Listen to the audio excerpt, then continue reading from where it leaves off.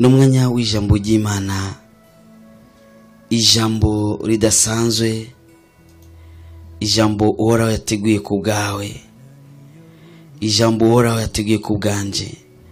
N'umunsi udasanzwe, n'umunsi ugomba gusa n'indi minsi, ariko n'umunsi ufise ivyawo vyiharije.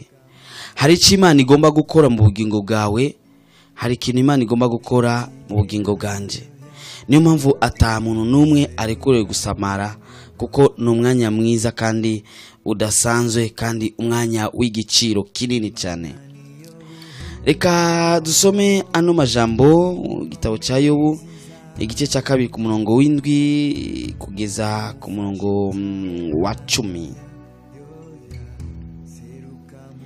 Nuko Satani acarasohoka ava imbere y'Uhoraho, ateza Yobu ibihute bikomeye uhereye mu bworo bw'ikirenge ugashitsa mu gitwariro. Nuko yabira urujo rwo kwiyagarisha, araheza yicara ku buriro c'umunyota. Maze umugore wiwe aramubaza ati, mbega n'ubu uracakomeje kwa kugororoka kwawe? Tukimana upfe uveho. Ariko aramwishura atuvuze nk'umwe wo mu bagore b'ibipfapfa. Mbega none twohabwa ivyiza bisa mu biganza vy'Imana, tukanka kwakira n'ibibi navyo? Muri ivyo byose Yobu ntiyakoresheje icyaha akanwa kiwe. Uno musi rero turaza kuvuga ingazi igira indwi muri za ngazi twiga. Twavuze ingazi ya mbere, ya kabiri, ya gatatu, ya kane, ya gatanu, ya gatandatu. Uno musi rero tuza kuvugana ku ngazi y'indwi. Hari n'igihe ushobora kuvuga ati kutazisubiye mu izo ngazi zitandatu, nuko ngomba ko umuntu yakurikiranye kugira ngo ndamumenye neza. Menye umuntu akurikirana neza, ucunyandikira message y'izo ngazi zitandatu ushireko ni y'indwi. Nuvuga ya mbere, ya kabiri, ya gatatu, ya kane, ya gatanu, ya gatandatu. Umbwire ati ni biranezera cyane, nta gashimwe ntanga, ariko rero biraza kunezera. Menye umuntu twatanguranye kandi turangizanye izino ngazi indwi, usheko n'ingazi y'indwi y'uno munsi. Ingazi y'indwi y'uno munsi ni ingazi ivuga iti ingwara.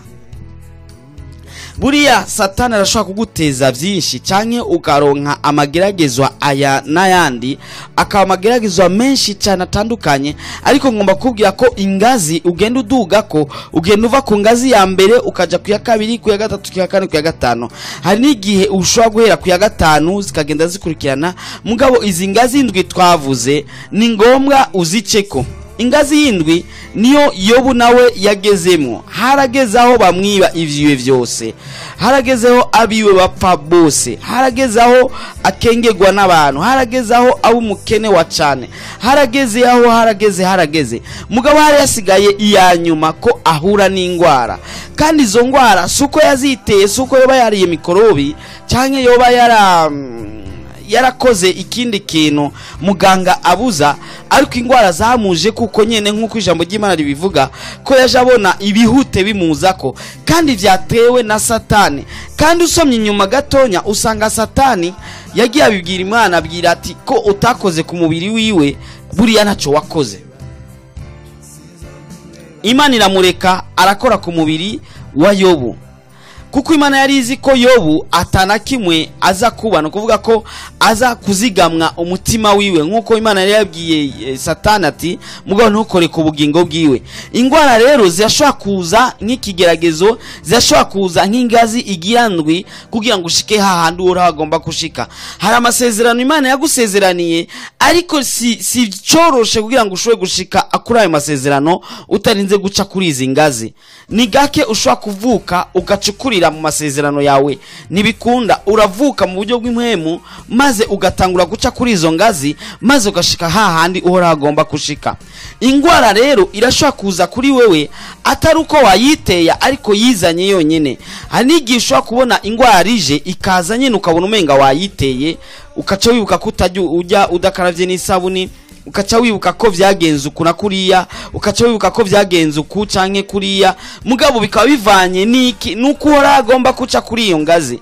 abantu bose bama baja ku mamoto suko bama bagira amaksida, ariko we wagiye kuri moto uwo munsi wari wigendera ko amezi 2 umwaka waraheze imyaka 3 mugabo wagiye kuri moto uwo munsi kuko wari uramukiye kuri iyo ngazi igirindwi, iyo moto ni ngombwa igira aksida.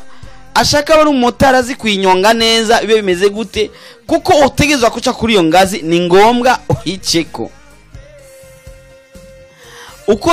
Ugize aksida ni ngombwa kumbure uje mu bitaro nawe uce hahandi kuri ya ngazi.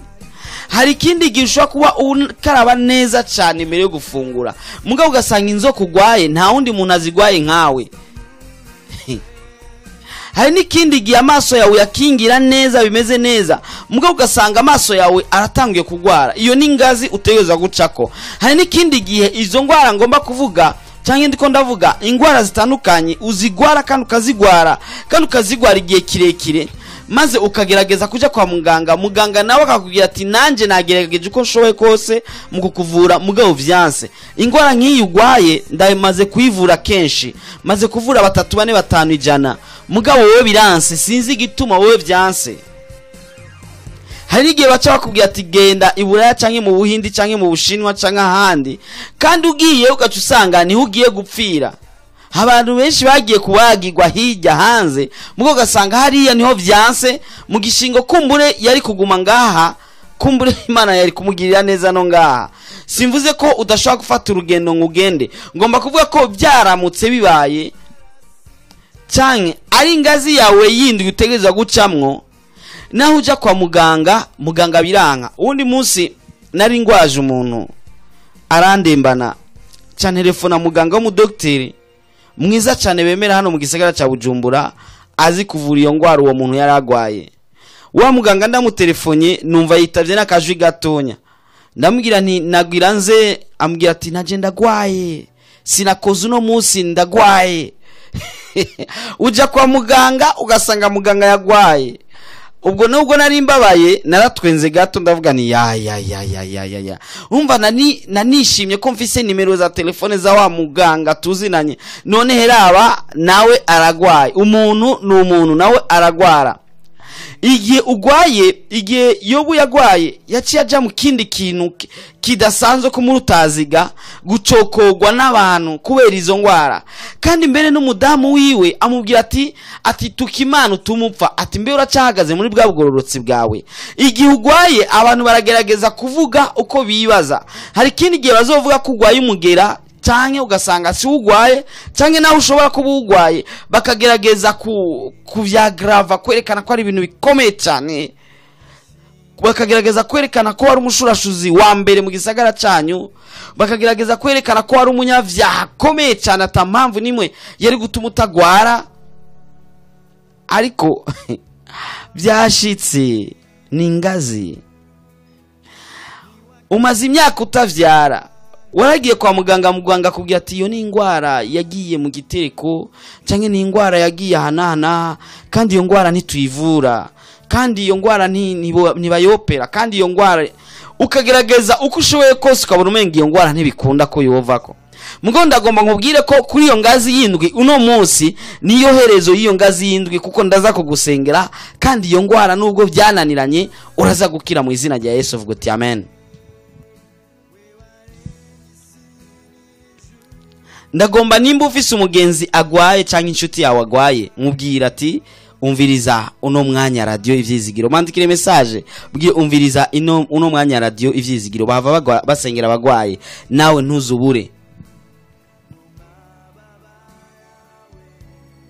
Ingwara rero buriya irazana imyikomo mu ngo.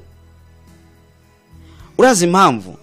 Nuko igihe ugomba kuja kwivuza ufata ukegeranya utuntu twose two mu nzu, nta kintu kizimvye nko kwivuza, ukegeranya utuntu twose, udufaranga twose wari wabitse. Hari abantu babika amahera kumbure mu mibindi, abandi bakayashira musi y'amatafari, abandi kumbure bakayashira mu makesi, abandi bakazingazinga mu bihuzu, abandi ndazi bakayashira ku mabati canke mu byatsi n'ibindi. Aho yabika hose naho uba warayanyegeje, ingwara imaze kuza urayarondera kandi ukayaronka hahandi wari wayabitse kandi ukayazana. ntako wirengagiza ibindi, mugabo ingwara ntabwo ushobora kuyirengagiza. Urazana ya mahera yawe kandi ukagenda kwa muganga, amahera gahera no gukira ntukire. Kubera iki? Kuko iyo ngwara si ingwara isanzwe, ahubwo ni ngazi. Hari ingwara n'ingwara, hari igindi gihe ugwara ukibaza ko gwaye ingwara isanzwe, ariko kumbe ni ngazi ugomba gucako. Sinkubujije kuja kwivuza, ja kwivuza, mugabo ari ngazi irarindira kugeza cagihe. Ntuyisunika. Si kwa kundi umuntu aza kugutera mwiruka musunika ugaterera hirya. Yo yikubwiye ati ndiyindira ngenda buke buke pole pole, kandi atamanya mushiramwe ati uzanya amanyama je ndanka kugenda ndabe ico ngira. Wa muntu agwaye acagira utuntu menga no dufyeri, bamuhinja akavuga ati ya isi nshobora kujya, akajwi kagahinduka, amaso akarembeka, kubera ingwara yaguhinduye uko waruri, uko warumeze byose byahindutse. Ingwara yaguteye ingwara yaguteye kuba ingumba, yatumye mu gisagara cyawe udashobora gutembera uko wahora utembera, yatumye abagenzi wari ufise bakuvako, yatumye umugabo wawe mutacumvikana nkuko byahora, yatumye umudamu wawe mutacumvikana nkuko byahora. Kubera ingwara yatumye iki? Yatumye ubugumba. Ingwara ishobora gutuma uba impumyi, n'ubu ukibona ukaba usigaye uja kusegerereza. Ubwo si ubuzima, ni ingwara. Ubuhumyi bugagutuma usigaye usegerereza. Ba bagenzi wari ufise kare mwahora muhicarana mugatera inkuru, niwe mugisubiye kandi gutera inkuru, kuko ntimukingana, bo barabona mugabo we ntubona. Ingwara yagutumye ubumuga, ucuhindura ubuzima. Wahora ugendera hanana, mugabo ucuhindura ugatangura kuzuragenda kuri 5 zito, ugatangura kurondera amakinga y'amapine 3, ugatangura kwiyumvira n'ibindi vyiyumviro bivanye n'ingwara. Ingwara yashaka gutuma utashobora kugenda mu bandi. Hari abagwaye ingwara zituma bitumako, ugasanga ntushobora kuja mu bandi kuko unusigaye umota nk'abandi, usigaye unuka ntukimota. Nukuvuga ingwara ni ikintu kibi cyane gishobora kuza kandi kibabaza umutima w'umuntu, kandi gishika hahandi kandi utashobora gusangira n'uwundi. Hari ibintu bashobora kuvura kandi vyoroshe. Ubukene urose muyomba wawe canke shangazi wawe afise amafaranga canke mwene wanyu arashobora kukuvura ubukene, kandi ubukene ukabuvamo koko, kandi ukava mu gitigiri cy'abakene ukitwa naka bosi. Nimba hora witwa Pascal ukitwa Pascal bosi, witwa Jackson bakakwita Jackson bosi. Ariko ingwara naho ufise nde ashoboye afise amafaranga menshi barakuvuza, mugabo ingwara idashaka kugenda igenda pole pole ivyishakiye kandi atamanyama menshi. Iyo aba yovuze yo kubwiye ati amanyama agabanya, uzanya amanyama ndanka kuvamo. Aha tuko tuvugana hariho kumburi uri ku musego avuga ati koko ndagwaye, muganga byaramunaniye, yari yambwiye ko mejeje umuti ati bizoca bikunda, none heraba n'ubu sindabone gihinduka, none heraba bimaze kumeza uko. Nuko ari ngazi yawe utegereza gucako, kandi ni ngombwa uyiceko. Hari n'ikindi gihe ugwaza, ndiko mvugana n'ugwaye, mugabo ndashobora kuvugana kandi n'ugwaza canke n'ugwaje. Urashobora kubugwaje umuntu ikiringo kirabaye kirekire, kandi kugezaho umva umenga wo muvako. Buri umuntu agwaye igihe kirekire, ugwaye igihe gitonya, abantu bose uzobona barazana amakapo y'injya, bakaza kukuraba indwi yose igahera, baza kukuraba injya zikuranwa, indwi 2 zigahera, indwi 3 zigahera. Mugabo aragera igihe n'ukwezi guhera n'amezi 3 ahera, bagasigara bagutelefona ati mbega bimeze gute, nta mwanya naronse kuza kukuraba, ariko nagomba menya makuru yawe. Hakagera n'ikindi gihe agutelefona inyuma y'amezi 5 akakubwira ati buriya amayinite yari yameranye, nagomba ndakubaze ubu bimaze gute. Ikindi gihe bakibagira n'ukubaho kubera ingwara. ingazi igira indwi ni ingwara, kandi hari igihe hinjira iryo geragezwa ry'ingwara ukiyumvira ukabirondera ukabibura.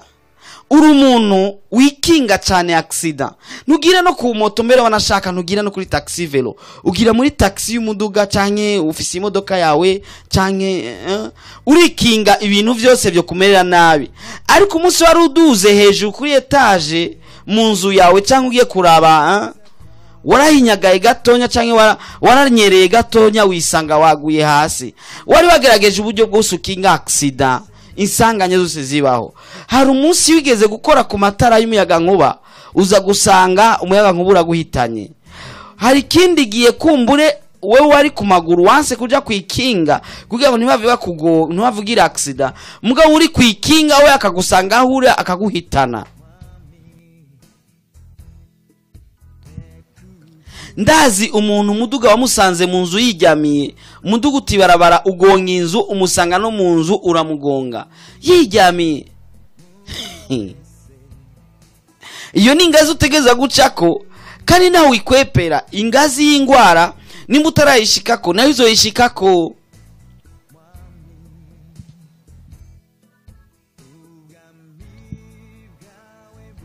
Ingwara yashobora guhindura isura yawe, bayerekana ifoto yawe utaragwara, bakerekana n'iyindi foto yawe umaze kugwara, ugasanga ni ibintu bibiri n'abantu babiri batandukanye, umwe n'umusaza undi n'umujene. Imbere wari umujene, mugabo ubu kuri iyo foto ubonetse nk'umusaza bivanye n'ingwara uko imeze.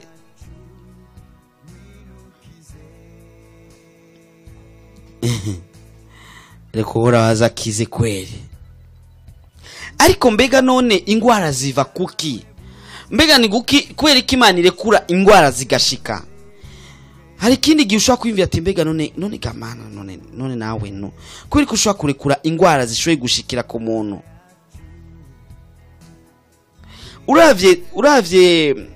Uravye Yobu, ingwara ntizaje kuko yoba yarakoze ku mikorobi.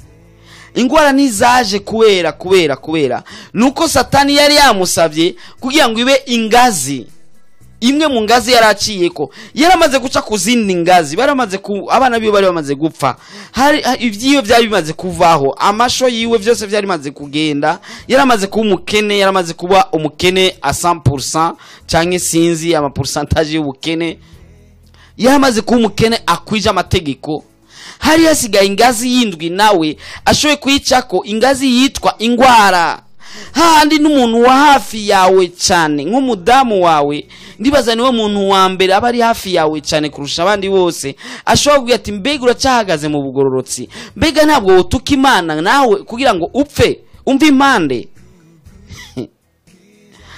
Ivyo bihute kumbure byaranuka, kumbure niwe yategerezwa kwa abimwoza, akavuga ati umuntu aramangayikishije. Hari umuntu agwara agangayisha umuryango, bikagorana umuryango ugateranya amahera, ikindi gihe umuryango bakavuga ati yawe turabona nuwo gupfa nta kundi, reka tureke konona ubutunzi bw'umuryango, bazobukoresha mu nyuma, musige ngaho mu nzu napfa Hari igihe ingwara ziza bivanye nico cyuko ari ingazi yawe ari geragezwa. Hari n'ikindi gihe ingwara iza kugira ngo Imana yiheshe icubahiro. Reka dusome mu butumwa bwiza uko bwanditswe na Yohana igice c'9 ku murongo wa mbere. Turamanuka kugeza ku gice cya 3 ku murongo wa 3. Ati ariko arahita abona umuntu yavutse ari impumyi. Abigishwa biwe baramubaza bati mwigisha, ninde yakoze icyaha, nuyo canke n'abavyeyi biwe ko yavutse ari impumyi? Yesu arabishura ati uyu ntiyakoze icyaha kandi si abavyeyi biwe, ariko nukugira ngo ibikorwa vy'Imana bibonekere kuri we. Umuntu akavuka ari impumyi atacyaha yakoze, abavyeyi biwe atacyaha bakoze, kuko buriya Yesu yaraje mugabo abantu bari babayeho mu bihe by'isezerano rya kera. Yesu niwe yaje igihe Yesu atanguriye, igihe Yesu aje niho batangiye guharura isezerano rishasha. ico gihe c'isezerano rya kera umuntu yahuye n'ivyago baharura ko yoba yakoze icaha.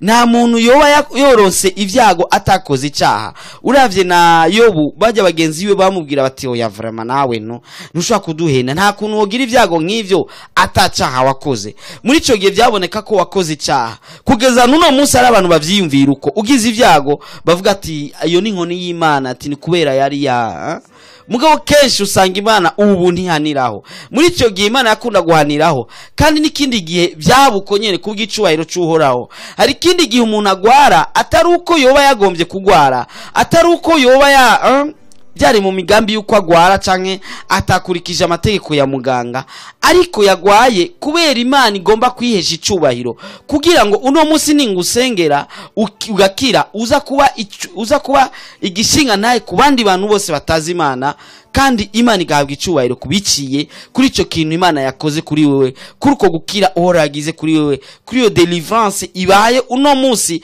Zino tariki z'uno munsi ntuzibagire, kuko uno munsi niho uza gukira. Vuga uti amen.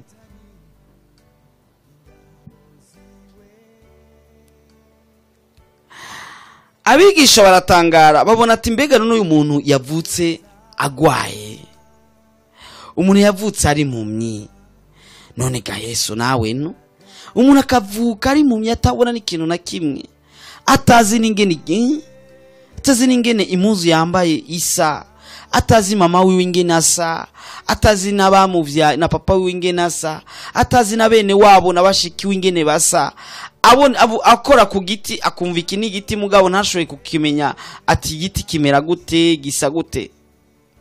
Mbenga no nivyo birashobora kuba atakoze icyaha canke ngo abavyeyi biwe batakoze icyaha. Yesu abishura tobiya si icyaha ciwe canke c'abavyeyi biwe, ni kugira ngo ibikwa vy'Imana bigaragare. Nawe ingwara yawe irashobora kuba iri muri ubwo buryo. Navuze ni ingwara irashobora kuba mu buryo bubiri. Hari igishobora kuba ari geragezwa ryabaye Satani yagusavye, cyangwa ashobora gusanga ari uko Imana igomba yihesha icubahiro. Kenshi nuko tuyidodomba cyane, tukumva umenga Imana yadutaye, tukumva umenga Imana yaduhevye, ukumva umenga ingwara wagiyemwo canke wagwaye niziza kukwica. Iyo ngwara siyo kukwica, oya niyo kugira ngo uhoraho yihesha icubahiro, kuko nukira uza kuba igishinga naye.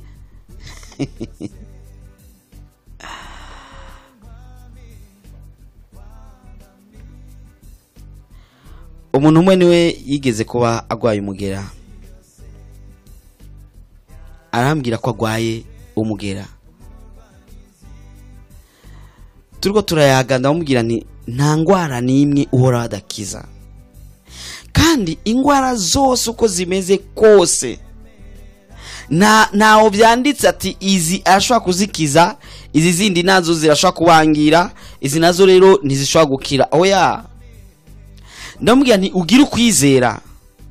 Uwo munsi ndamubwira nti yari yantelefone kuri radio nyene, ndamubwira nti gerageza uze tubonane.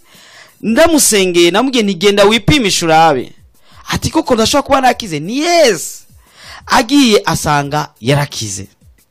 Nurakiza kuba yakize umugera si ibintu bikomeye cyane gose, si ibintu biyambaye cyane gose, ariko nuko uhora ashoboye, kandi ashoborera babandi bose uko bameze kose. Vuga uti amen. Sida irakira, singwari ikomeye cyane, diabete irakira, amaso arakira. Kumuyama yakijije yakijije abantu bagwaye malaria, kumuyama yakijije abantu bagwaye grippe, niko yama yakijije n'abantu bagwaye umugera wa sida, niko yama yakijije n'abagwaye diabete, niko yama yakijije n'abagwaye.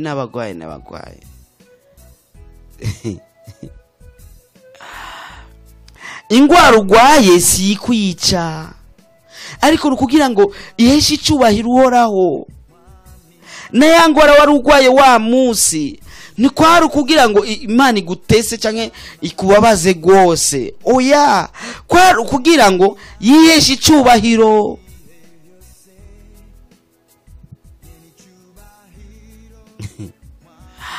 Uwo muntu nasengeye yaragwaye umugere, yantelefone atwenga gose. aryohewe. Nibisanzwe uhora warakiza, we ni wizere gusa. Yesu yababwiye ati ukwizera kwawe kuragukijije, nukwizera kwawe kuza kugukiza, si ikindi kintu kidasanzwe, ahubwo ni Yesu aca muri ko kwizera kwawe maze nawe ugakira. Ngira ndagusengere uno munsi, ngira nsengera abantu bagwaye gusa. Umuntu agwaye ari ku ngazi y'indwi y'ingwara niwe nza gusengera. Reka dusenge. Mwami Yesu, ugira neza bukira bugaca, ugirira neza ababi n'abeza. Yesu, uno munsi numunsi ugira n'indwi igira indwi, twize bitandatu vyose. Uno munsi twize ikigirandwi kijanye n'ingwara. Turazi ko ukiza, turazi ko ushoboye. Yesu, ndagomba uyu mwene data umwereke ko ushoboye, umukize, mugire neza, ntumuharure ku bicumuro vyiwe, kandi maze umugire neza, uhindure amateka yiwe, uhindure kahise kiwe. Bari bamuzi nk'impumyi, none kuva uno munsi ndagomba ko abona mu izina rya Yesu. Bari bamuzi nk'ikimuga, kuva uno munsi ndagomba ko ashobora kugendagenda mu izina rya Yesu. Ndasaba ko uzana ubushobozi bwawe maze ugirire neza uwo wose abikeneye, maze kuva uno munsi ndonke ibishinga naye by'abakize mu izina rya Yesu. Ndagomba ko kuva nonaha uno mwanya ubunyene ugira igitangaza cyawe maze abantu bawe bakire, kuko nivyo bakeneye. Yesu, ni ngazi y'indwi, icubahiro cyawe bagomba ko bakibona nkuko wari wakije ino mpumyi, kuko vyari ibikorwa vyawe. Ndagomba ko nuno munsi werekana ibikorwa vyawe kuri uyu mwene data. Ingwara agwaye ntayo nzi, ariko wowe urashoboye kandi urahambaye. Reka abantu bawe bagushingire, bashinge intahe. Reka abantu bawe bashima izina ryawe kuri ico uzoba wakoze, kuri iyo ngwara ugiye gukiza. Mu izina ryawe gera Yesu, nditeze kuza kubikora. Amen. Yesu akugirire neza. Wari kumwe na Jackson Nkeshimana. Nimba Imana yakugiriye neza, wavunyandikira message 79 57 14 canke 79 57 14 29 canke 75 57 14 29, kuvuga 75 57 14. Yesu akugirire neza.